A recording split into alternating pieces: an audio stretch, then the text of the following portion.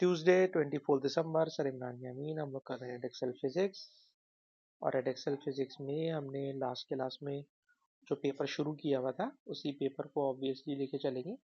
और कल की क्लास के अंदर मैंने इसके फर्स्ट 10 क्वेश्चंस आपके साथ डिस्कस कर लिए थे। और आज की क्लास में हम इसकी स्ट्रक्चर क्वेश्चन स्टडी करने जा रहे हैं।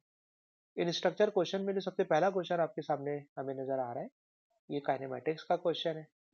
और काइनेमेटिक्स में किसी ऑब्जेक्ट को जब हम ऊपर से ड्रॉप कर रहे होते हैं तो it is called free fall motion.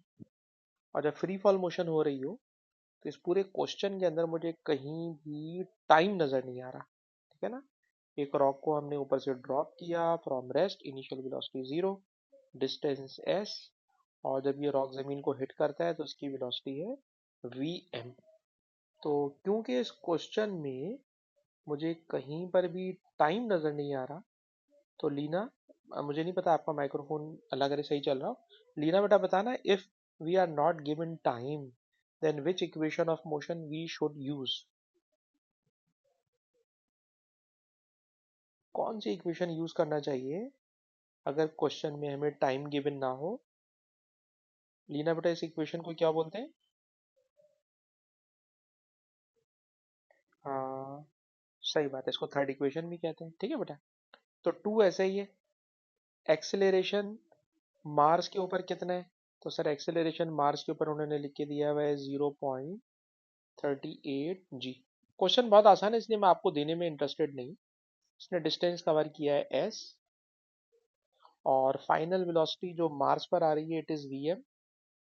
Initial velocity 0 है। तो बस जनाब ये बन गई इक्वेशन ऑन मार्स।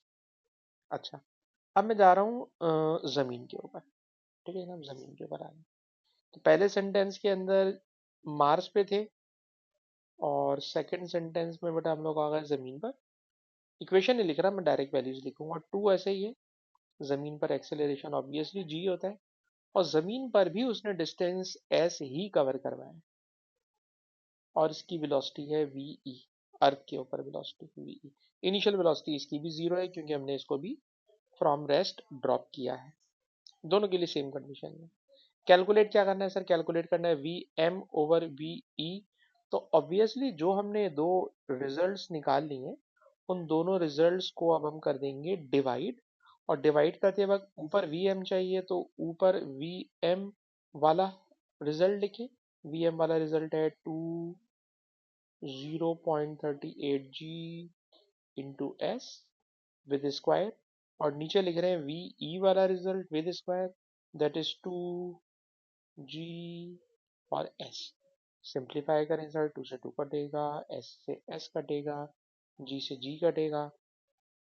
सर ये तो दोनों के ऊपर स्क्वायर है तो स्क्वायर को जब हम दूसरी तरफ फेंकते हैं तो ये वहां जाके बन जाता है अंडर रूट। और 0.38 का अंडर रूट निकालोगे तो इट इज 0.62। और दोनों वेलोसिटीज का रेशो है इसलिए इसमें कोई यूनिट नहीं होगी। तो खैर ये क्वेश्चन बहुत ही सिंपल सा क्वेश्चन था तो इसलिए मैंने आप में से किसी को इन्वॉल्व नहीं किया, जल्दी से इसको निपटा दिया। उसके बाद ये क्वेश्चन है, ये क्वेश्चन खैर इतना आसान नहीं है मेरे ख्याल में क्योंकि इसमें ग्राफ है। एक बंदा है ऊपर से जंप कर रहा है, जब जंप कर रहा है तो उसके ऊपर से नीचे आने को डिस्प्लेसमेंट का ग्राफ शो किया गया है। कह रहे हैं इस ग्राफ में एग्जामिनर बोल रहा है कि इनिशियल वेलोसिटी 0 है। इनिशियल वेलोसिटी 0 है लेकिन मुझे कैसे नजर आए कि इनिशियल वेलोसिटी 0 है? क्योंकि देखो इनिशियल वेलोसिटी अगर 0 हो और ग्राफ वेलोसिटी का हो उसे तो दिखाना बड़ा आसान है कि भाई इनिशियल वेलोसिटी 0 है, देखिए इनिशियल वेलोसिटी 0 है। But if you are given displacement graph then how can we show that the initial velocity is 0? Leena आप हमें बताइएगा कैसे मुझे नजर आए इसमें कि इनिशियल वेलोसिटी 0 है।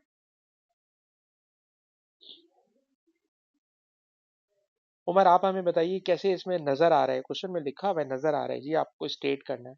उमर, कैसे मुझे पता चलेगा इनिशियल वेलोसिटी 0 है? कौन सी लाइन? आप बोल सही रहे हो, थोड़ा सा और बेहतर करो, बोल सही रहो। सही। सर जो इनिशियल पॉइंट है ना ग्राफ का, सर ये ग्राफ है डिस्प्लेसमेंट का। तो डिस्प्लेसमेंट वाले ग्राफ का जो ग्रेडियंट होता है सर वो वेलोसिटी होता है। ठीक है, पहली बात। सर डिस्प्लेसमेंट का ग्राफ स्ट्रेट लाइन तो नहीं है, कर्व है। सर अगर कर्व हो ना, तो कर्व के लिए हम बनाते हैं टेंजेंट। ठीक है जनाब, पहले बनाते हैं टेंजेंट, और ग्रेडियंट ऑफ टेंजेंट, जो टेंजेंट मैं बनाऊंगा उस टेंजेंट का जो ग्रेडियंट होगा सर ये मुझे वेलोसिटी बता देगा। तो मैंने इसके ऊपर बनाना है टेंजेंट। और टेंजेंट कैसे बनेगा? सर टेंजेंट बनाने के लिए, टेंजेंट का मतलब होता है a line which is touching the curve, a line which is touching the curve. तो मैंने कर्व के ऊपर टच करती हुई लाइन बनाई at time is equal to zero. और जब मैंने लाइन बनाई तो लाइन इज हॉरिजेंटल, और हॉरिजेंटल लाइन है, हॉरिजेंटल लाइन है, तो वेलोसिटी जीरो है। तो बेटा मैं इसको पूरा प्रॉपर वे में लिख रहा हूँ, और लीना इस बात को नोट कर लीजिए कि draw a tangent, draw a tangent to the curve at t equal to 0. It is horizontal line. It is horizontal line. So gradient मतलब velocity is zero. तो सर अगर ग्राफ स्ट्रेट लाइन होता तो मैं tangent का लफ्ज use नहीं कराता, लेकिन अगर कर्व है तो कर्व में टेंजेंट ड्रॉ करते हैं। Tangent is a line touching the curve, and this line is horizontal, and the gradient of horizontal line is zero, so initial velocity is also zero, initial velocity is also zero। ठीक है बेटा, इस वाली बात को जहन में रखिएगा। फिर क्वेश्चन है कि vertical velocity of man as he enters the water, जब वो पानी के अंदर एंटर हो रहा है, ग्राफ के अंदर ही वर्किंग करनी है। ठीक है ना, क्वेश्चन ये है कि जब वो बंदा एंटर हो रहा है पानी के अंदर, तो आपको पानी के अंदर एंटर होते वक्त उसकी वेलोसिटी मालूम करनी है।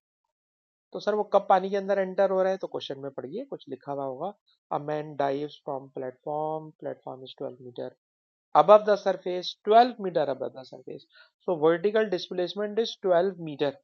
ठीक है, और 12 मीटर का वर्टिकल डिस्प्लेसमेंट कहाँ पे खत्म हो जाता है? जवाब सर यहाँ से शुरू हुआ है डिस्प्लेसमेंट। ठीक है ना, यहाँ से डिस्प्लेसमेंट शुरू हुआ है, that is 12 metre, and this 12 metre displacement ends at this point, displacement is zero। तो बताइए इस 12 और ये जीरो, यानी 12 मीटर ऊपर से उसने शुरू करा, और जब वो पानी को हिट कर रहा है तो obviously it has covered 12 metre height. So this point shows that the diver is entering into the water, the diver is diving into the water, and this is the point, and at this point you have to calculate velocity। Sir velocity कैसे निकालूं? तो अभी अभी हम ऊपर बात सिखा चुके हैं, इसलिए अब दोबारा क्वेश्चन आपसे नहीं कर रहे। Sir if we are given a graph, then and graph is a curve, graph is a curve, then we draw a tangent. ठीक है, ये अलग बात है कि जो मेरा टेंजेंट है मुझे लग रहा है कि वो स्ट्रेट लाइन ही बना हुआ है। ठीक है, अगर स्ट्रेट लाइन बना हुआ तो और अच्छी बात है। मुझे इसका ग्रेडियंट निकालना है, और ग्रेडियंट निकालने के लिए बताइए इसका एक्स कोऑर्डिनेट कितना है? तो सर इसका एक्स कोऑर्डिनेट है 1.5, because it lies between 1.0 and 2.0, so it is 1.5 is x coordinate. Sir y coordinate is zero, it is the starting point, ये sorry it is the x1 y1, it is x1 y1 because we have to calculate gradient, it is x1 y1। and now take another point on this line।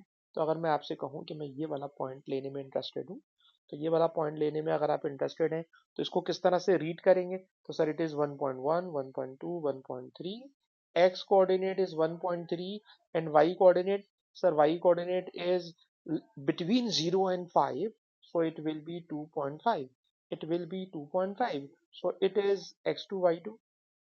ठीक है, या उसको x1 y1 ले लें क्योंकि उसमें time पहले आ रहा है ना, टाइम पहले आ रहा है, तो it is x1 y1 and it is x2 y2, और ग्रेडियंट नेगेटिव आएगा क्योंकि वो लेफ्ट साइड की तरफ टिल्ट है।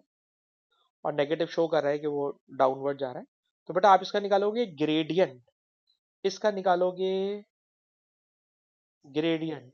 ग्रेडियंट हमें बताएगा वेलोसिटी, ठीक है ना। और वेलोसिटी का आंसर मैं देख रहा हूँ लिखा हुआ है 14 प्लस माइनस 1, यानी 13 भी चलेगा 15 भी चलेगा, ठीक है। लेकिन must do by gradient, gradient के अलावा किसी और तरीके से नहीं कीजिएगा। तो ये क्वेश्चन भी हमारा कंप्लीट हो गया। उसके बाद एक और क्वेश्चन है जिसमें कह रहे हैं ड्रॉ द ग्राफ, ग्राफ आपने बनाना है, ड्रॉ द ग्राफ, आपने ग्राफ बनाना है, ठीक है जनाब। कैसे ग्राफ बनाएंगे? तो ग्राफ बनाने का तरीका बेटा ये होगा कि before entering the water the man has constant vertical acceleration, vertical acceleration होता है 9.8 मीटर पर second square. After entering the water the man has constant vertical deceleration, सही बात है। आपको पता है जब डिसेलरेशन होगा तो वेलोसिटी जाहिर सी बात है डिक्रीज होगी, ठीक है। Draw velocity time graph. अच्छा जी, वेलोसिटी टाइम ग्राफ बनाने जा रहे हैं। पहली बात मुझे ये बताइए कि इसका जो इन्होंने खुद दिया है before entering the water the man has a constant vertical acceleration, इसका एक्सेलरेशन कांस्टेंट है, एक्सेलरेशन कांस्टेंट है, ठीक है जनाब। तो जो एक्सेलरेशन कांस्टेंट है वो कांस्टेंट एक्सेलरेशन कहाँ से शुरू करें? तो जरा सुनिएगा कि इसके अंदर हमने वेलोसिटी का ग्राफ बनाना है। ये बताइए इनिशियल वेलोसिटी कितनी थी? Initial velocity sir, initial velocity zero थी। अब ये भी सर हमने ये प्रूफ किया हुआ है, इनिशियल वेलोसिटी जीरो थी। तो इनिशियल पॉइंट तो होगा जीरो, इनिशियल पॉइंट होगा जीरो, ठीक है। अच्छा उसके बाद मुझे ये बताइए जब बंदा पानी के अंदर गिर रहा है तो यहाँ पर जो इसकी वेलोसिटी है वो कितनी है?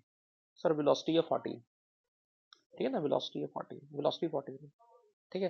वेलोसिटी 14 है कितने टाइम पर? सर जब टाइम था 1.5, वेलोसिटी है 14, तो 1.5 पर वेलोसिटी इज 14, और 14 कहाँ पर है? सर 14 है, सर ये 10 है, ये 20 है, ये 15 है, तो ऑब्वियसली 14 यहाँ पर होगा, दिस इज 14। सर आप नीचे क्यों ले रहे हैं? और भाई जब आप इसका ग्रेडियंट निकालोगे ना, ग्रेडियंट निकालोगे तो वेलोसिटी नेगेटिव ही आएगी।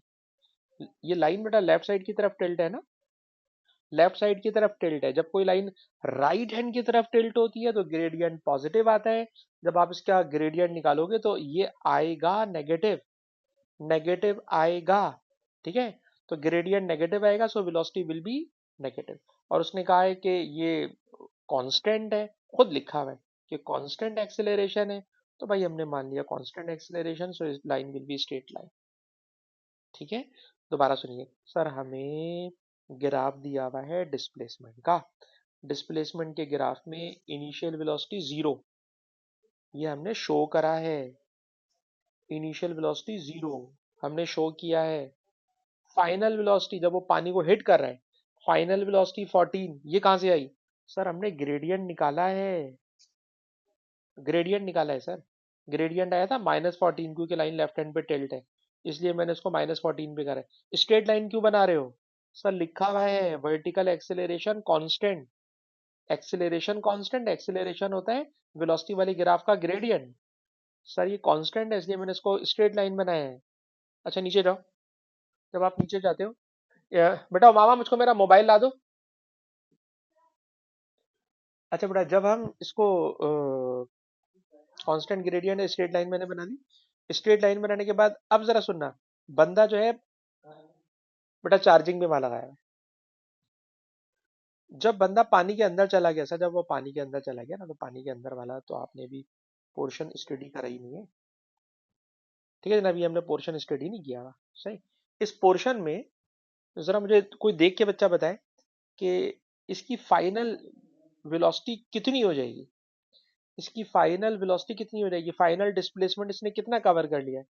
सर इसने जो फाइनल डिस्प्लेसमेंट कवर किया है ना, वो फाइनल डिस्प्लेसमेंट नहीं सर, फाइनल वेलोसिटी अगर आप देखें ना तो ये भी कर्व बन रहा है, ये कर्व बन रहा है, और इसकी फाइनल वेलोसिटी भी जीरो हो जाएगी, ठीक है। पानी के अंदर वो नीचे जाते जाते जाते जाते उसकी वेलोसिटी जीरो हो जाएगी। ये बात अगर इसने कहीं लिख दी होगी तो बहुत अच्छी बात है। लिखा after entering the water the man has constant vertical deceleration, और अगर वर्टिकल डिसेलेरेशन होता है तो डिसेलेरेशन का मतलब होता है फाइनल वेलोसिटी उसकी जीरो होनी है। फाइनल वेलोसिटी कितने टाइम पे जीरो हो रही है? चेक करो ग्राफ में, ग्राफ में चेक करो फाइनल वेलोसिटी किस टाइम पे जीरो हो रही है। सर फाइनल वेलोसिटी 2.1 सेकंड के टाइम पे जीरो हो रही है।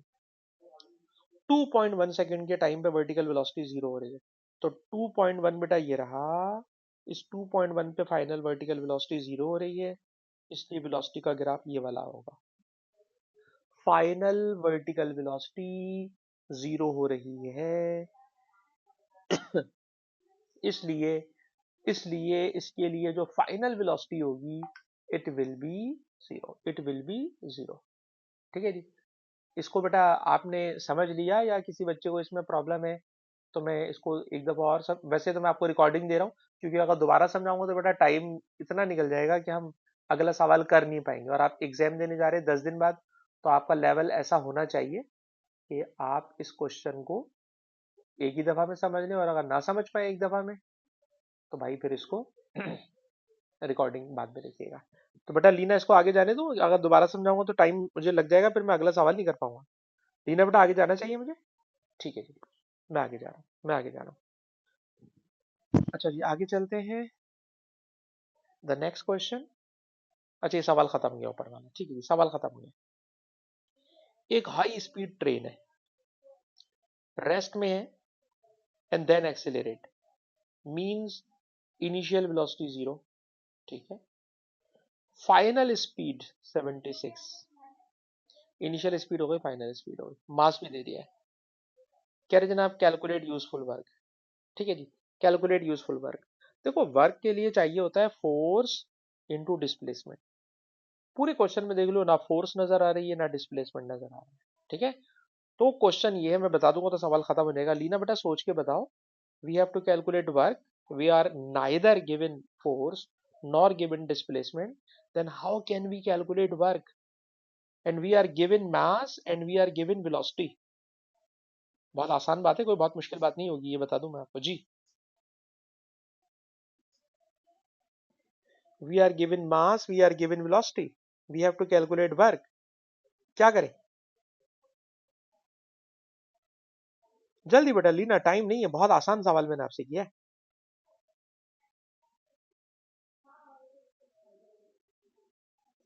उमर तुम बोलो बेटा, Umar. We have to calculate work, हाँ बोले बोले। नहीं समझ में आई ना? लेकिन ये वाली बात मतलब क्वेश्चन मेरा समझ में आ रहा है कि वर्क के लिए फोर्स, क्वेश्चन में कहीं फोर्स नहीं है, डिस्प्लेसमेंट कहीं डिस्प्लेसमेंट नहीं है, तो आपका दिमाग चला जाना चाहिए। हाँ बोलो बोलो बोलो।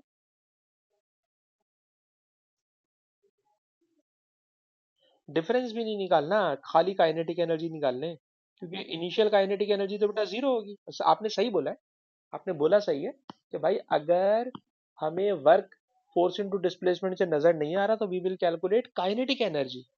ठीक है, या आपने कह दिया काइनेटिक एनर्जी का डिफरेंस, तो ऑब्वियसली इनिशियल काइनेटिक एनर्जी तो जीरो होगी, तो इनिशियल को छोड़ दीजिए, just we have to calculate kinetic energy. तो लीना अच्छी बात यह है कि आपने आंसर कर दिया है, और सही आंसर किया है कि वी विल कैलकुलेट। और बेटा उमर यार तुम देखो बेटा, जब क्वेश्चन में मास दे रहा है, ठीक है ना, हमेशा इसको देखा करते हैं दिया उसने क्या किया है। सर मास दे रहा है, सर स्पीड दे रहा है, सर जब मास और स्पीड दे रहा है तो फिर फिक्र किस बात की है? ठीक है, हम सीधा सीधा सर इसको हाफ एम वी स्क्वायर करेंगे, और जब हाफ एम वी स्क्वायर करेंगे तो इसका आंसर, इस जो भी उसने वैल्यूज दी हुई है, जब आप उसको सॉल्व करोगे तो उसका आपको आंसर मिल जाएगा। ऑल्दो क्या आंसर लिखा हुआ है गीगा जूल में। उमर जल्दी से बताओ गीगा की क्या वैल्यू होती है, गीगा एक्सपोनेंट किसके बराबर होता है?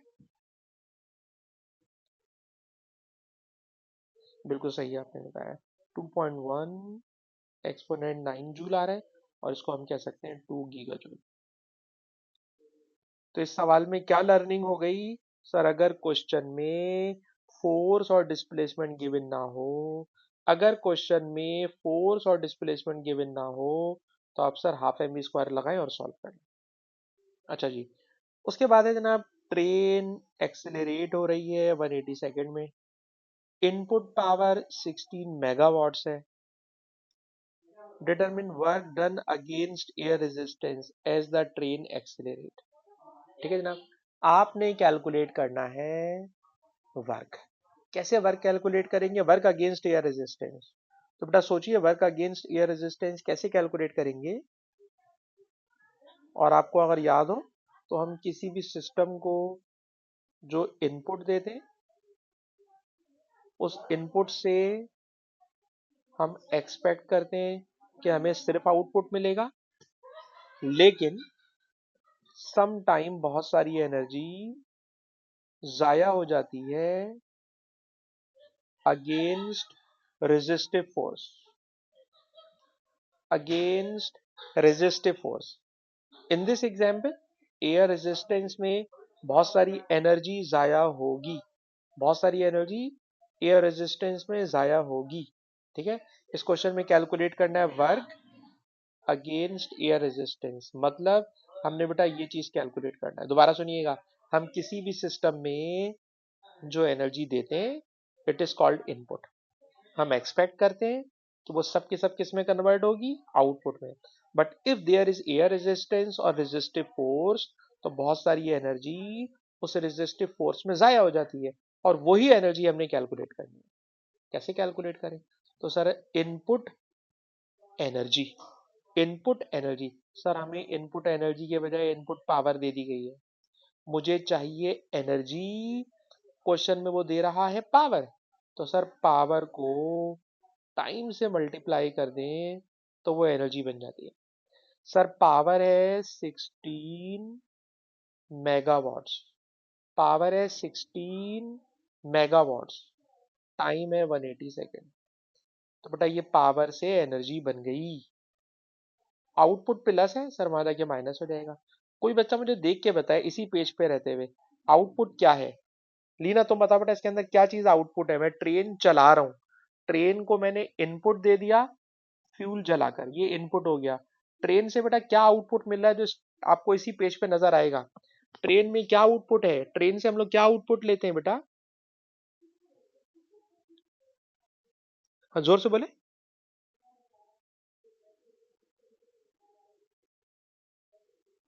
हाँ 2 गीगा जूल तो है, वो तो न्यूमेरिकल वैल्यू है, मैं वैसे पूछना चाह रहा हूँ, वैसे आपने आंसर सही किया है सर। 2 गीगा जूल इसकी न्यूमेरिकल वैल्यू है, पर मैं कहलवाना ये चाह रहा था सर हम ट्रेन में इनपुट फ्यूल जलाकर एनर्जी देते हैं, आउटपुट होता है ट्रेन का भागना। जब ट्रेन भागती है तो एक जगह से दूसरी जगह पहुंचती है जिससे मुझे काम मिलता है, तो ट्रेन का भागना आउटपुट है, और भागने से आती है काइनेटिक एनर्जी, भागने से आती है बेटा kinetic energy.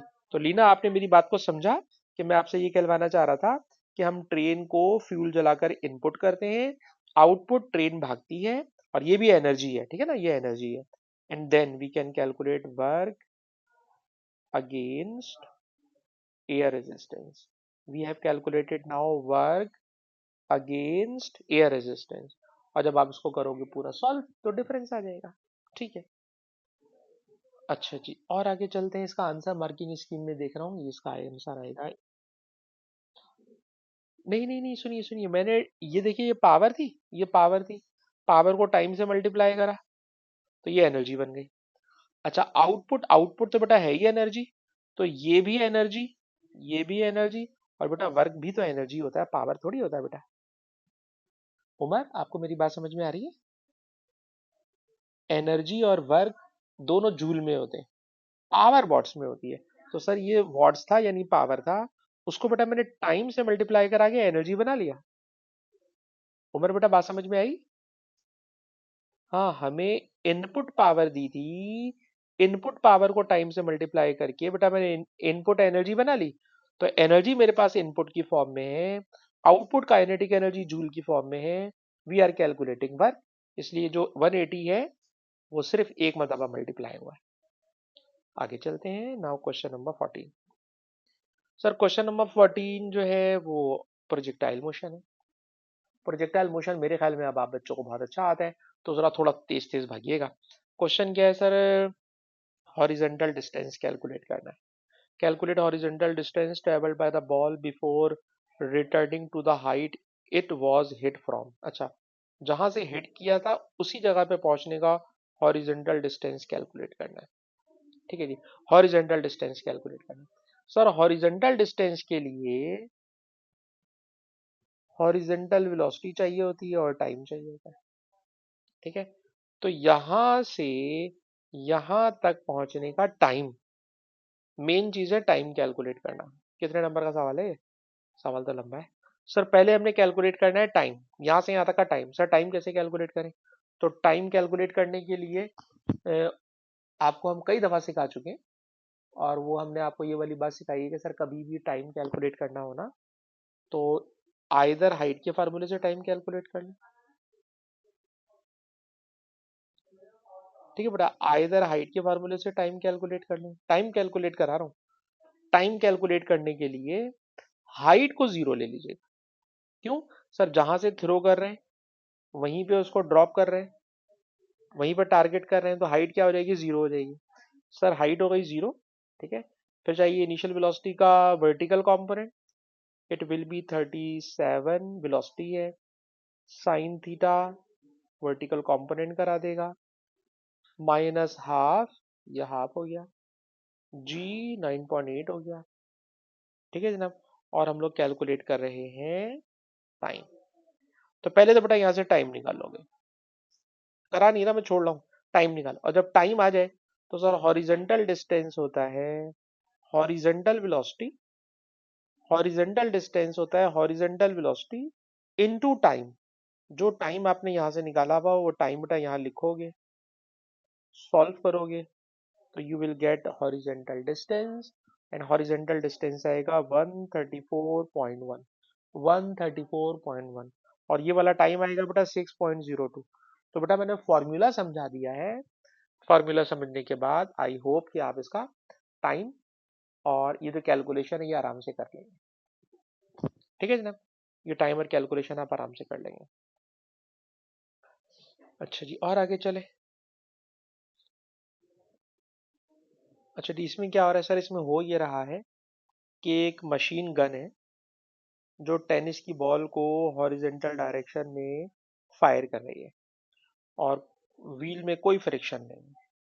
Before tennis ball machine stationary है, लेकिन जब बॉल फायर करते हैं तो बॉल फायर करने पर मशीन भागना शुरू कर देती है। बॉल फायर करने से मशीन भागने लगती है। तो क्वेश्चन है सर बॉल फायर करने से मशीन क्यों भागेगी? तो मैं समझाने जा रहा हूँ, लेकिन एक मौका दूंगा पहले आपको। लीना बेटा आपके ख्याल में मशीन क्यों भाग रही है बॉल फायर करने? हाँ हाँ बोले।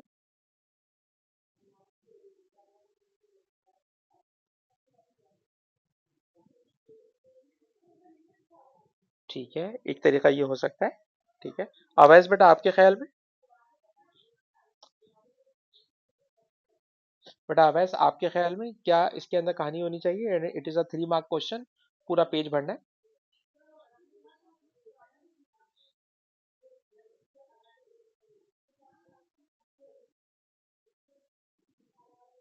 देखो इनिशियली मशीन स्टेशनरी है, ठीक है, तो initially momentum is zero. Initial momentum is zero, ठीक है जनाब। As ball moves forward it has positive momentum. जैसे ही बॉल राइट हैंड पे भागती है तो उसका पॉजिटिव मोमेंटम होता है। टू कंजर्व मोमेंटम, मोमेंटम को कंजर्व करना है यानी जीरो रखना है। To conserve momentum machine has momentum, machine should have momentum negative, should have equal and opposite momentum. To conserve momentum, machine should have equal and opposite momentum. Thus, machine moves in opposite direction. हाँ बेटा बोले। अच्छा अच्छा, चलिए बेटा मैंने उसको जाके चैट में देख नहीं पाया ना, स्क्रीन मैंने नहीं हटाई। ठीक है बेटा, अब मैंने आपकी बात नोट कर ली है, और अच्छा हुआ बेटा आपने हमें बता दी, ताकि पता चले बच्चा कोई पार्टिसिपेट कर रहा था, हमें पता ही नहीं चला। ठीक है जी। तो बेटा लीना आपको ये बात समझ में आ गई कि before firing the ball obviously the total momentum is zero. And to conserve momentum, when the ball is moving forward, it has positive momentum, then the machine should have negative momentum to conserve. So total momentum remains zero. That's why machine starts motion towards left hand side. अच्छा जी, हाँ बेटा बोलिए। Newton law of motion से तो मेरे देखिए इसने question में लिखा हुआ है कि आप जो भी बात करेंगे वो इन टर्म्स ऑफ मोमेंटम करेंगे, इसलिए हम इधर उधर जा ही नहीं सकते। अब तो उसने हमें बाउंड कर दिया ना बेटा, ठीक है, इसने बाउंड कर दिया हमें, इसलिए हमने लीना के आंसर को कुछ कमेंट नहीं किया, लेकिन हमने, क्योंकि उन्होंने भी बात सही बोली, लेकिन क्वेश्चन बेटा वही ना, हमने मोमेंटम की टर्म में बात करनी है। अच्छा जी, उसके बाद कह रहे हैं वेलोसिटी ऑफ मशीन निकालें, और मेरे ख्याल में बड़ा आसान होगा, क्योंकि जो बात हम यहाँ पे समझा चुके हैं उसी बात को आप लोग लेके चलोगे कि बिफोर मोमेंटम रखो, before firing the ball momentum रखोगे जीरो, और आफ्टर में दो मोमेंटम होंगे, एक मोमेंटम बॉल के लिए और एक मोमेंटम मशीन के लिए। तो वैल्यूज बेटा सारी दी हुई हैं, क्वेश्चन बहुत सिंपल है, आराम से कर लोगे। अलबत्ता जो मशीन वाला मोमेंटम है उसको नेगेटिव लोगे, नेगेटिव लोगे, ठीक है।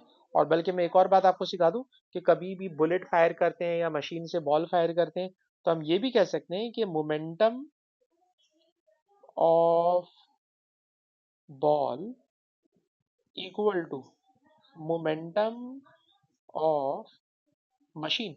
तो दोनों के मोमेंटम को इक्वेट भी कर सकते हैं, ठीक है जनाब। तो इक्वेट करके सॉल्व करना मेरे ख्याल में ज्यादा आसान होगा।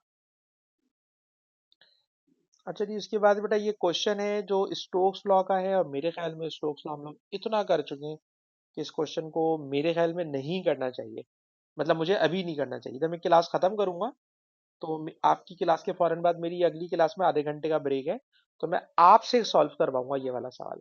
तो आप क्लास के बाद आई होप कि नहीं जाएंगे, क्योंकि मुझे पता है लीना की भी कंप्यूटर की क्लास नहीं होती ट्यूसडे को। तो लीना ये सवाल मैं आपसे क्लास के आखिर में करवाऊंगा, आसान सवाल है, बिल्कुल आसान सवाल है। अलबत्ता क्वेश्चन नंबर 7 वेक्टर इन्वॉल्व है, और जहाँ वेक्टर आ जाता है तो उमर भाई वेक्टर तो आप समझते हैं क्या चीज होती है, ठीक है ना। तो वेक्टर का क्वेश्चन है, इसलिए ये क्वेश्चन मैं पूरा खुद कराना चाहता हूँ, जरा सुनिए। कह रहे हैं फोटोग्राफर है, उसने floating object called a boy, अच्छा जी, a long chain attached the boy to a very large mass at the bottom of the sea so that the boy remains stationary। ठीक है जी, हमें नजर आ रहा है कि नीचे उन्होंने कोई चेन बांध के और उसको एक जगह पे रोका है। अच्छा, water flowing past the boy cause a horizontal force.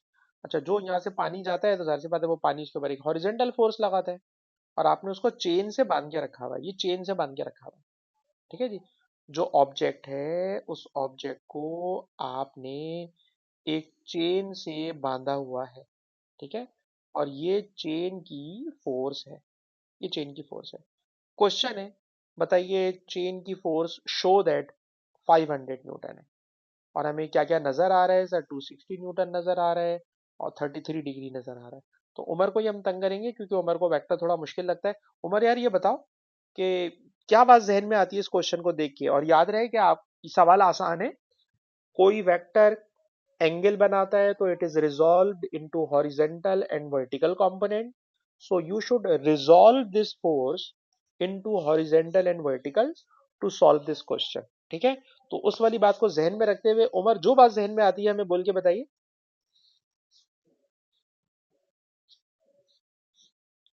Horizontal vertical सोचते हुए, डायग्राम पूरी बनी हुई है, डायग्राम में और कुछ भी नहीं है। डायग्राम देखिए, ये इस पे पानी की फोर्स लग रही है, बॉल पे पानी की फोर्स लग रही है, ये चेन की फोर्स लग रही है, और ये जो मैंने ब्लू लाइन बनाई है वर्टिकल लाइन है। इस वर्टिकल लाइन में अगर आप पूछे सर फोर्स कौन सी है, तो ऑब्वियसली इसका वेट एक्ट कर रहा होगा डाउनवर्ड, वेट एक्ट कर रहा होगा डाउनवर्ड, और इसके ऊपर यकीनन अपथरस लग रहा होगा ऊपर की तरफ। चले, मैंने सारी ऑल पॉसिबल फोर्सेस इसके ऊपर बना दी है।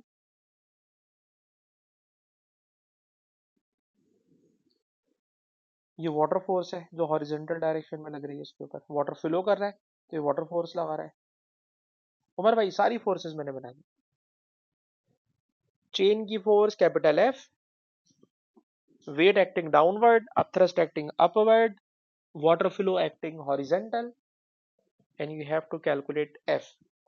सिर्फ मुझे इशारा करें सर इसमें ये होगा, मैं आपसे पूरा सवाल भी नहीं करवा रहा, सिर्फ मुझे वो बताएं ना, ताकि मुझे लगे बच्चे के दिमाग में क्या बात आती है, स्टूडेंट के दिमाग में क्या बात आती है।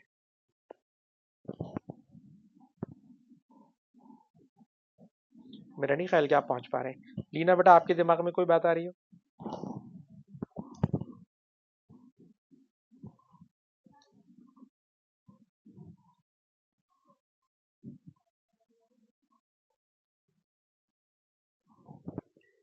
देखिए बेटा, ये वाली फोर्स है जो कि चेन लगा रही है, जो नीचे उसके अंदर चेन लगी हुई है, उस चेन की फोर्स एफ है, ठीक है ना। तो इस फोर्स को अगर मैं रिजॉल्व कर दूं दो कंपोनेंट्स में, तो इसका एक हॉरिजेंटल कंपोनेंट होगा और एक वर्टिकल कंपोनेंट होगा। कैसे? सर ये वाई एक्सेस, ये एक्स एक्सेस, सर ये रही चेन की फोर्स, और चेन की फोर्स को सर आप कह रहे हैं एफ, इसने एंगल बनाया हुआ थीटा।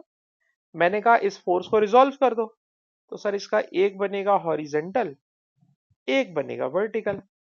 तो इसका जो बेटा हॉरिजेंटल कंपोनेंट होगा, सर वो हॉरिजेंटल कंपोनेंट होगा एफ साइन थीटा, क्योंकि सर इस क्वेश्चन में एंगल वाई एक्सिस के साथ बन रहा है। जब एंगल वाई एक्सिस के साथ बन रहा है तो हॉरिजेंटल फोर्स हो गई F sine theta, and this horizontal force is balanced by water flow force. तो जो फोर्स पानी की आ रही है वो चेन की फोर्स का हॉरिजेंटल कंपोनेंट है। तो horizontal component is F sin theta and this horizontal component equal to water force। Sir water की फोर्स 260 न्यूटन, सर वाटर की फोर्स 260 न्यूटन, आपने F कैलकुलेट करना है। हॉरिजेंटल फोर्स सर ये साइन थीटा, सर थीटा है 33 degree, आपने calculate करना है F। F को बनाइए सब्जेक्ट, तो 260 के साथ ये वाला नंबर यानी साइन 33 हो जाएगा डिवाइड, और मुझे जब आप कैलकुलेटर चला के आंसर बताएंगे तो इसका आंसर पूरा जो उसने कहा शो दैट वो नहीं आता है, ये इसका आंसर आएगा। मैं इसमें देखना चाह रहा हूँ मार्किंग स्कीम में, आप लोग बेटा इसको कॉपी करें और ड्राइंग करके कॉपी कीजिएगा। ड्राइंग करके मैं भी वर्टिकल पे भी लेके जाऊंगा, रुक जाए। It will B 477। यार वर्टिकल कंपोनेंट जो होगा ना, वर्टिकल वो ऊपर की तरफ होगा, और जो ऊपर वाला होगा वो तो अपथ्रस्ट और वेट वाली लाइन में चला जाएगा ना, तो फिर आप उसको 260 से इक्वेट थोड़ी करा सकेंगे। जो वर्टिकल वाली बात बोल रहे हैं वो सवाल के अगले पार्ट में लेकर आ रहा है, ठीक है, अगले पार्ट में लेकर आ रहे हैं। लेकिन अभी जो मैं कहना चाह रहा हूँ वो ये कि फोर्स का हॉरिजॉन्टल यानी चेन वाली फोर्स का, चेन वाली फोर्स का horizontal component sir water force के बराबर है। तो इसको बेटा वर्टिकल पे तो लेके जा ही नहीं सकते ना, ये water force equal to horizontal force.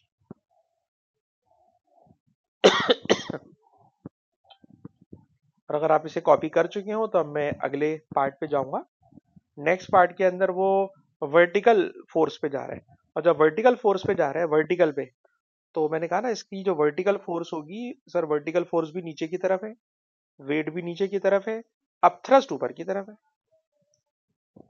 Vertical force acting downward, weight acting downward, अब थ्रस्ट एक्टिंग अपवर्ड।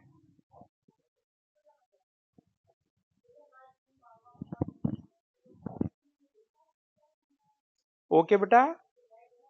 अब कोई बच्चे में मैं, जाहिर सी बात है माइक्रोफोन उमर का ही चल रहा है भाई। उमर भाई मुझे इस सवाल के अंदर पढ़ के बताओ, अपथ्रस्ट क्या क्वेश्चन में दिया हुआ है, क्या क्वेश्चन में अपथ्रस्ट दिया हुआ है?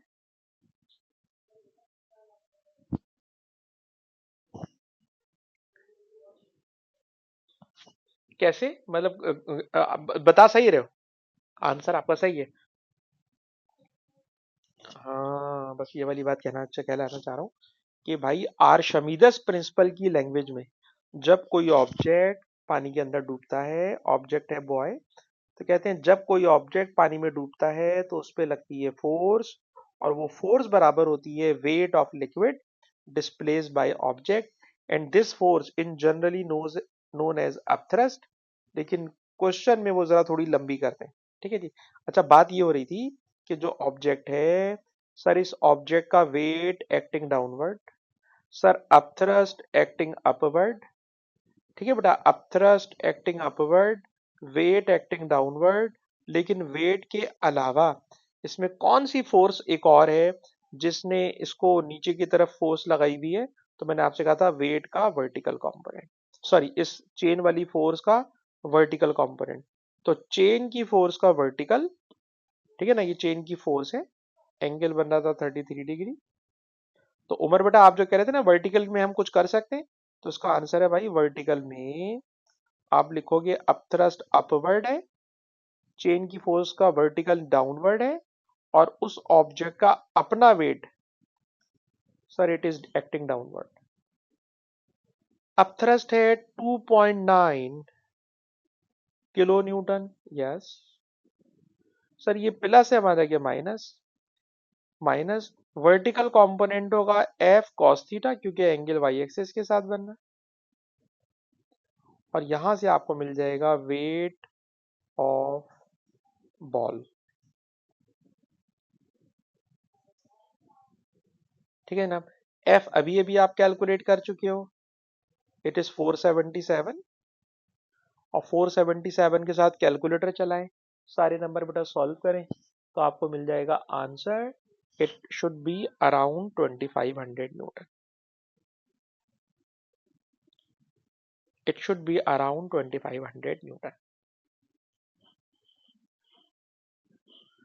जी बेटा कॉपी कर लिया, आगे चले।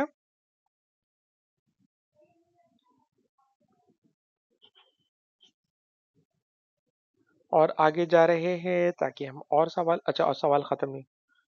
अल्लाह, ये तो तुम्हारे लिए इतनी दूर की कहानी है सवाल के अंदर, मैं तुम्हें क्या बताऊं। पता नहीं कराना चाहिए नहीं कराना चाहिए, क्योंकि तुम लोग वेक्टर के इतने मासूम से सवाल में घूम जाते हो।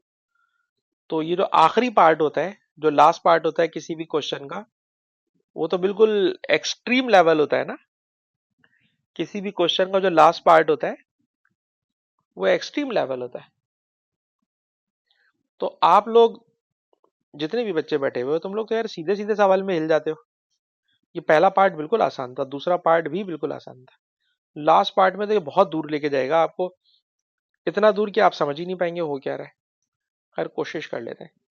ये बताइए, क्वेश्चन ये है कि जो हॉरिजेंटल फोर्स है, ये हॉरिजेंटल फोर्स, जो पानी आ रहा था वो पानी तेज हो गया, हॉरिजेंटल फोर्स बढ़ गई, हॉरिजेंटल फोर्स बढ़ गई। लेकिन लेकिन ये जो बॉल है ये अपनी जगह पर ही रुकी हुई है, चेन आपने इतनी मजबूत लगाई हुई है, इतनी मजबूत लगाई हुई है कि वो वहीं पे रुकी हुई है, बॉल हॉरिजेंटल फोर्स बढ़ गई है। सर अगर वाटर की हॉरिजेंटल फोर्स बढ़ गई तो ऑब्वियसली ये वाली फोर्स भी, जो चेन का हॉरिजेंटल कंपोनेंट था, सर ये भी बढ़ गया होगा, चेन का वर्टिकल कंपोनेंट भी बढ़ गया होगा, सॉरी हॉरिजेंटल कंपोनेंट भी बढ़ गया होगा।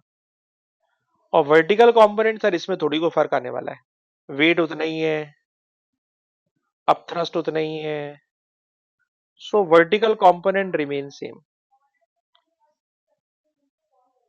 ठीक है जनाब। तो पानी का फ्लो तेज हो गया, सर पानी का फ्लो तेज होने से, पानी का फ्लो तेज होने से चेन की हॉरिजेंटल फोर्स बढ़ गई। और जब चेन की हॉरिजेंटल फोर्स बढ़ गई तो सवाल है कि चेन की इस वाली फोर्स एफ में और थीटा में क्या चेंज आएगा? थीटा में भी चेंज आ जाएगा। सवाल है थीटा में क्या चेंज आ जाएगा बताएं, और फोर्स में क्या चेंज आ जाएगा बताएं, तो क्या करें? तो मैं यूं कहूंगा, ये आपके बस का सवाल नहीं है बेटा, ठीक है ना, फिर भी मैं समझाने की कोशिश कर रहा हूँ। सर हमने वेक्टर के चैप्टर में पढ़ा है, वेक्टर के चैप्टर में पढ़ा है कि टेन थीटा होगा, टेन थीटा होगा इस क्वेश्चन में, ये एफ है, ये वर्टिकल कंपोनेंट है, ये हॉरिजेंटल कंपोनेंट है। सर ये हॉरिजेंटल, सर ये वर्टिकल, ये एफ, ये रहा थीटा, ठीक है। तो आपको पता है टेन थीटा होता है, टेन थीटा होता है opposite side divided by adjacent side, ठीक है जनाब। अपोजिट साइड हॉरिजेंटल फोर्स और एफ वी वर्टिकल फोर्स। खुद क्वेश्चन में लिखा हुआ है कि हॉरिजेंटल फोर्स बढ़ गई है। सर अगर हॉरिजेंटल फोर्स बढ़ेगी ना तो टेन थीटा बढ़ेगा, और टेन थीटा बढ़ेगा तो थीटा भी बढ़ जाएगा। सर हमें कैसे पता चलेगा कि टेन थीटा बढ़ेगा तो थीटा भी बढ़ जाएगा? तो मैथमेटिक्स में जरा एक रूल याद कीजिएगा। मैथमेटिक्स का एक रूल याद कीजिएगा, अगर आप मैथ पढ़ते हैं तो। नहीं पढ़ते तब भी याद करें। कह रहे थीटा और साइन थीटा और टेन थीटा। सर जब थीटा बढ़ता है तो साइन थीटा की भी वैल्यू बढ़ती है और टेन थीटा की वैल्यू भी बढ़ती है, और ऐसा 0 डिग्री से 90 डिग्री तक होता है। ये मैथमेटिक्स का रूल है। 0 डिग्री से 90 डिग्री तक अगर तुम थीटा की वैल्यूज बढ़ाओगे तो साइन थीटा की वैल्यूज भी बढ़ेंगी और टेन थीटा की पूरी वैल्यूज भी बढ़ेंगी। लेकिन कॉस थीटा का बिहेवियर उल्टा है। कॉस थीटा का बिहेवियर उल्टा है, याद रखिएगा। सर अगर थीटा बढ़ेगा तो कॉस थीटा की वैल्यू कम होने लगती है 0 से 90 तक। इसको भाई कहीं लिख लें, 0 से 90 तक ये ट्रिग्नोमेट्री का एक रूल है। और मैथ पढ़ते हो तो साइन थीटा कॉस थीटा का ग्राफ देखोगे तो आपको बात समझ में आ जाएगी मैं क्या बोल रहा हूँ। कॉपी कर चुके हो तो मैं सवाल में ऊपर जा रहा हूं। मैंने क्या कहा सुनिए। सर क्वेश्चन ये है कि व्हेन हॉरिजॉन्टल फोर्स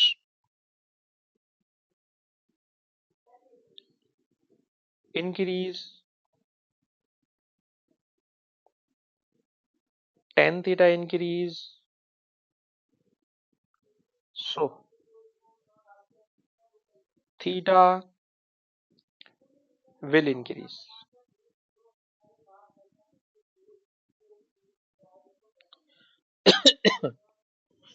नोट करना बेटा।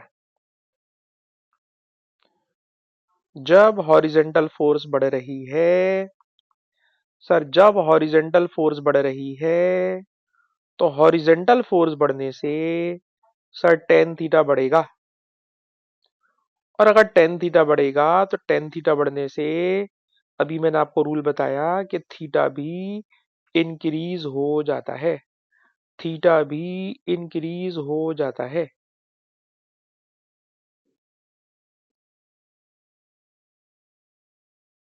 जी बेटा कॉपी कर लिया आपने?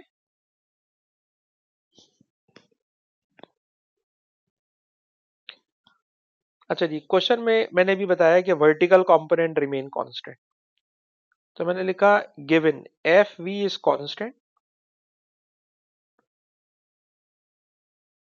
सर एफ वी है क्या? सर एफ वी है F cos theta. F V है एफ कॉस थीटा। ठीक, ये आपके बस की बात नहीं है जो समझा रहा हूं भाई। एफ वी है एफ कॉस थीटा। सर जब थीटा बढ़ता है, थीटा बढ़ता है लिखा ना मैंने कि सर थीटा बढ़ रहा है। सर अगर थीटा बढ़ेगा ना तो एफ कॉस थीटा कम हो जाएगा, पूरा एफ कॉस थीटा कम हो जाएगा। एफ कॉस थीटा कम, आपकी मार्किंग स्कीम में भी इसी तरह से लिखा हुआ है। थीटा इंक्रीज तो cos theta decrease, cos theta decrease. ठीक है ना? थीटा बढ़ेगा, यहां यूं लिख रहा हूं, थीटा इंक्रीज होगा तो कॉस थीटा डिक्रीज होगा। और आपको पता है अगर ये वैल्यू डिक्रीज हो रही है तो दिस वैल्यू मस्ट इंक्रीज। क्यों? क्योंकि एफ वी कांस्टेंट है। To keep F V constant, यानी पहले इसको कंप्लीट कर ले। F must increase, F must increase. ठीक है, मैं इसको यहाँ पे एक कोई वैल्यू देकर आपको समझाने की कोशिश करता हूँ। F V is equal to F cos theta. ठीक, फॉर एग्जाम्पल एफ वी है 100। एफ वी है 100। इस 100 में फॉर एग्जाम्पल एफ की जो अपनी वैल्यू है वो फॉर एग्जांपल 200 है, और कॉस थीटा की जो वैल्यू है वो फॉर एग्जांपल 0.5 है। अब जैसे मैंने आपसे कहा कि कॉस थीटा की पूरी वैल्यू, पूरा कॉस थीटा डिक्रीज होगा। सर अगर पूरा कॉस थीटा डिक्रीज होगा, पूरा कॉस थीटा डिक्रीज होगा, तो इसे इंक्रीज होना चाहिए ताकि दोनों का प्रोडक्ट रिमेन्स कांस्टेंट, ताकि दोनों का प्रोडक्ट रिमेन्स कांस्टेंट। तो आप में से कोई भी बच्चा बेटा इस वाले सवाल को समझने के मेरे ख्याल में अहल नहीं है। कोशिश मैंने कर ली है पूरी की पूरी, पूरी ईमानदारी से समझाइए, पर इसमें जितनी ट्रिग्नोमेट्री इन्वॉल्व है, और जैसा कि मैं आपका देख रहा हूँ कि आप सीधे सीधे सवाल को पकड़ने में अटक रहे हैं, ये बिल्कुल सीधा सवाल है। तो आखिरी पार्ट जैसा मैंने कराया बेटा बस जाने दें, आखिरी पार्ट आपके बस का नहीं है, छोड़ दें। अच्छा जी, उसके बाद है क्वेश्चन नंबर 18। क्वेश्चन नंबर 18 में सिंपल है कि न्यूटन के लॉज लगाना है, और न्यूटन के लॉज लगाकर आपने इसके आंसर को लिखना है। It is indicative question, English मारनी है। क्वेश्चन आसान है, कोई मुश्किल क्वेश्चन नहीं है। ठीक है जनाब। बलून में हवा भरी हुई है, बलून के ऊपर उन्होंने स्टिकर लगा दिया है, स्टिकी टेप लगा दिया है, उसमें एक स्ट्रॉ लगा दी है, रस्सी बांध दी है। ठीक है जनाब। उसके बाद student remove the peg and air leaves the balloon. ठीक है जनाब। ये जो पैग लगाया हुआ है जिससे इन्होंने बलून को बांधा हुआ है, ये बलून का पैग खोल दिया, जैसे ही खोला हवा निकलने लगी। और सर जैसे ही हवा निकलती है, हवा निकलती है, ठीक है जनाब, तो कह रहे हैं velocity of balloon increases from zero to maximum. Balloon भागना शुरू कर देता है, और जब बलून भागता है तो बलून की मूवमेंट पर आपने न्यूटन के लॉज लगाना है। ये मैं भी क्लास के आखिर में आपसे लिखवाऊंगा। आप खुद से लिखोगे बेटा, लिखोगे तो लिखना आएगा, मैं भी आपसे लिखवाता हूँ, रुक जाइए। उसके बाद ये वाला क्वेश्चन है। सर इस क्वेश्चन के अंदर मैं समझ रहा था ये टर्निंग इफेक्ट है, नहीं सर टर्निंग इफेक्ट नहीं है। एफिशिएंसी गिवन है, क्रेन लिफ्ट कर रही है लोड, और लोड जा रहा है इतना ऊपर इतने टाइम में। ठीक है जनाब। तो एम जी एच करोगे आप, और एम जी एच से आपको कोई रिजल्ट मिल जाएगा, टाइम से डिवाइड करोगे तो पावर मिल जाएगी। It will be output power. समझ लो बेटा, करवाऊंगा आपसे अभी अभी। M G H divided by time, it will be output power. Efficiency given है, आउटपुट पावर मैंने समझा दी। इनपुट पावर कैलकुलेट करना है। फर्स्ट पार्ट क्वेश्चन का आसान होता है, हर सवाल का पहला पार्ट आसान, दूसरा पार्ट कुछ मुश्किल, लास्ट पार्ट इंतहा होता है। और फिर मैं आपसे बोल रहा हूँ कि एडेक्सेल में बी ग्रेड तक लाना कोई बहुत मुश्किल काम नहीं होता। पहला पार्ट दूसरा पार्ट सही हो जाए, बी ग्रेड आ जाता है। लास्ट पार्ट जो बच्चा करता है वो ए और ए स्टार वाला होता है। ठीक है जी। तो पहला पार्ट तो बिल्कुल आसान है।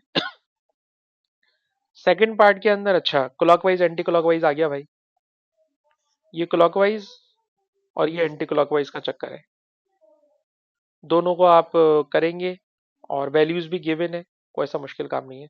ये भी मैं आपसे करवाऊंगा। उसके बाद ये आखिरी पार्ट है और 5 नंबर का पार्ट है, तो यकीनन ये भारी होगा, नहीं होगा तो मैं करा दूंगा, लेकिन पहले आपसे कोशिश करवाऊंगा। ये तो मैं भी थोड़े दिन पहले क्लास में करा चुका हूँ। ठीक है जनाब। और इसके अंदर याद है यील्ड पॉइंट की डेफिनेशन पूछ रहा था वो, और ये मैं पूरा क्वेश्चन अभी थोड़े दिन पहले करा चुका हूँ, लेकिन आप लोग मुझे अभी करके दिखाएंगे ताकि ये मैं आपका एक तरह से टेस्ट ले रहा हूँ। ये सवाल भी मैं आपसे करवाऊंगा, मैं बैठूंगा भी आपके साथ में, क्लास बंद करके नहीं जा रहा। ये सवाल आप लोग मुझे सॉल्व करके दिखाएंगे अभी, क्वेश्चन नंबर 20 भी, 20 आपसे करवाऊंगा। पेपर खत्म हो गया, रिकॉर्डिंग बंद कर रहा हूँ।